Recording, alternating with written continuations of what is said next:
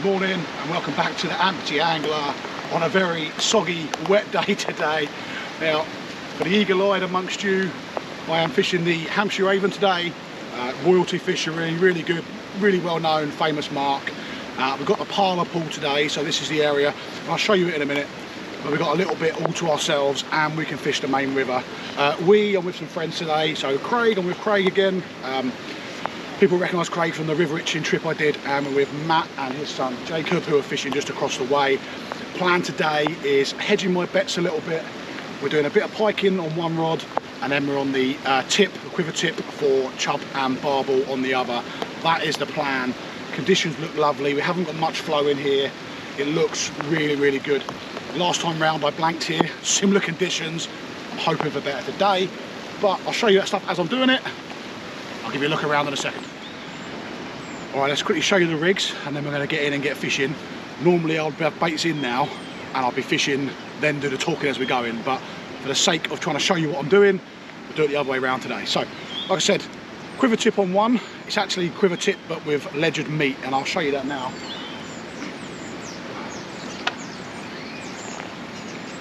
So it's as simple can get. Got a little quiver tip rod. Got ourselves a decent sized reel there, loaded with, I think that's a 12-pound mono, I think, and we're literally just a running ledger. That's a little 1 ounce pear lead. Got a little stopper bead down to a hair rigged big bit of meat. I mean, that is a chunky piece of meat there. You know, we're fishing for big barbel, big chub, and that's just on a hair rig there, and I think that's a size 6 hook. Now the point is mostly buried, apart from the tiny bit of tip. And these barbel, apparently, never had one. If I get one today, it'll be my first of any size. They're a bit like smooth hounds. When they get it, they run. So that's bait number one. So that's going to be our quiver tip and meat rod, chub and barbel to target. Okay, so on the pike now then. Nice big cart rod, sort of 2.5 pound test curve. Got a 8,000 size bait runner reel. And I think that's on 15-pound line. And we're going straight down through. We've got ourselves a float on there. Now this isn't stopped, it's not like a traditional float where we've measured the depth at a certain thing. This float is free running, I'll get my words out in a minute. It's free running. This is just going to be my early bite indicator. Down to a set of trebles with a smelt as a bait. These are semi-barbed hooks. Barb is in the bait, 2 barbless hooks pointing out, and that's just one in the head, one in the tail. Now we're going to fish this tight, so we're not going to leave no slack line out. This is going to be down, real down tight once it's settled, and the float is actually going to be probably up near me somewhere. But when you get a bite, if it runs, the float will cock. Basically, if we get a bite, it's going to be anything unnatural that that float hasn't been doing for the last however long it's been floating for. So that's the plan. We'll put this one out first, let it get settled, and then we'll get the ledger rod in because we want to be near that. I don't want to do the other way around, because if we get an instant bite and I'm not near that rod, we've lost the rod and probably the fish.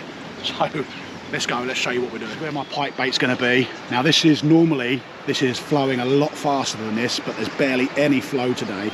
And then just down here we've got a little raft of reeds.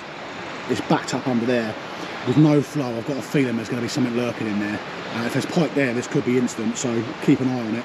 But we're going to put the baits down there, and then our swim is tucked just behind, and that's where we're going to be fishing. So I'm going to get this in now for you.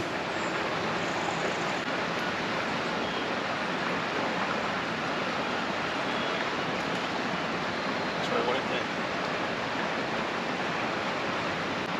The float's not actually indicating where the bait is. That bait is now sinking down. We'll leave that there, get it back and we'll get the quiver tip in.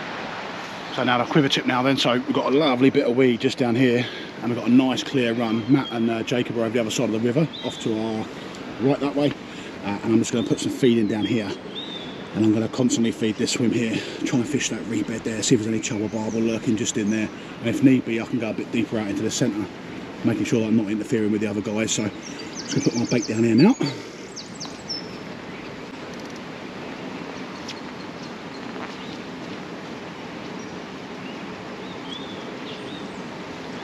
There we are then, so we're all sorted now. We're fishing, both baits are in.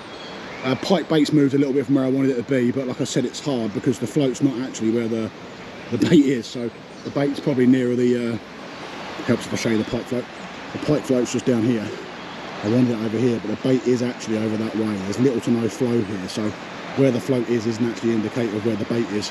But we're down here, and Jacob and Matty over there, and they're fishing some lovely looking swims down there. They're fishing down tight there, and we're just here. So we'll keep feeding this with pellet and the rest of it today, try and get them going. The piking will be whatever the piking's going to be, and it's now just a case of waiting. I probably look like something out of Home Alone. What's that kid? That's got Harry, isn't it? Harry from Home Alone with his hat. Just took the mat across the river. We've been here now probably a couple of hours and not even had a sniff. I look like the Michelin man because I've got another layer underneath. Yeah, we've not had a sniff. The pike bait I've recast out a few times now, and we've just nothing. There was no bait on the last one, but I think that's just where the hook pulled out. I was twitching it back.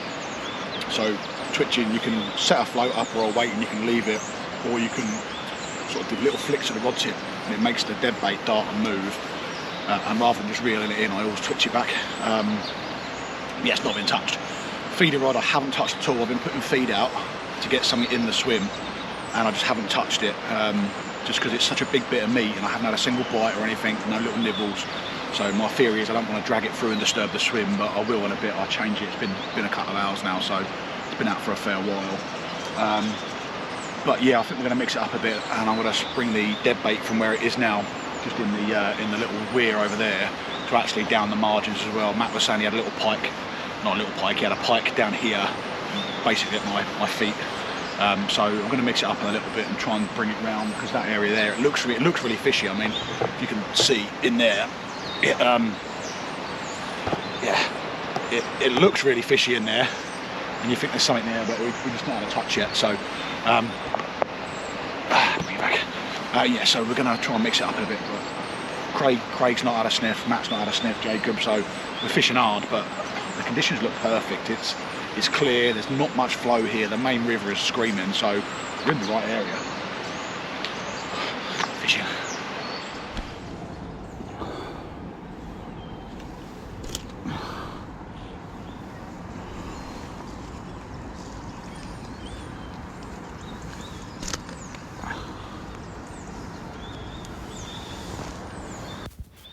So this is the road. You come down here, you park up, there's a car park up that road there. You can drop your kit off here in these car parks, but this is all private here, and you will, as we did, get told to move if you're caught parking there.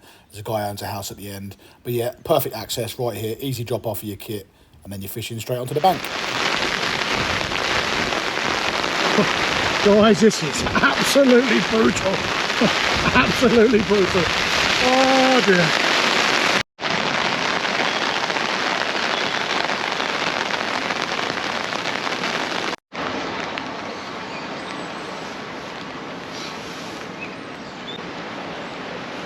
Even with all these layers on, it's still a bit nippy. Gone to a running ledger now.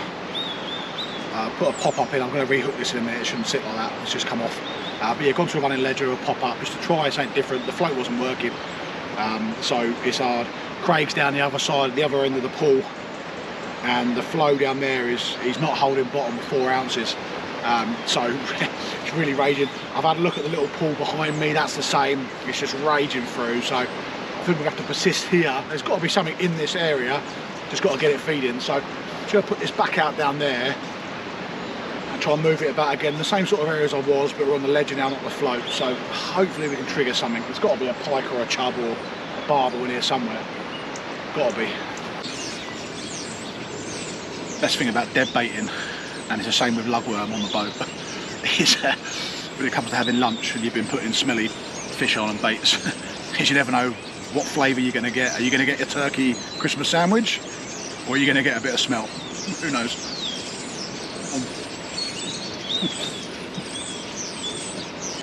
So this is Little Weir. It's known as Little Weir, but as you can see, it's absolutely raging. Other than that back eddy over the far bank, pretty much completely unfishable there.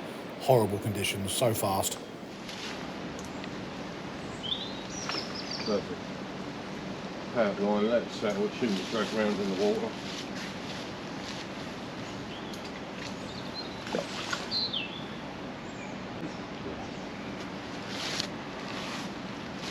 Come out of the carriage a little bit, the pole here, it should come up the side of it. See? aren't You get a fish in here, is he going to spook when you get one? No, you reckon no, you no, go no, your way no. once more? You, no. None of this used to be in here. So the flow from Little Willie used to come through quicker, and it gave you loads of little features, like to put the holes in the far bank. Because that far bank's been scoured out.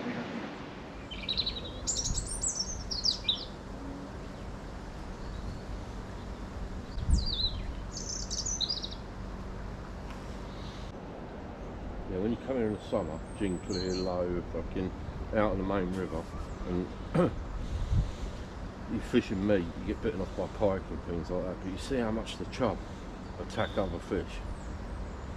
Attack them? Yeah, attack other fish and your baits.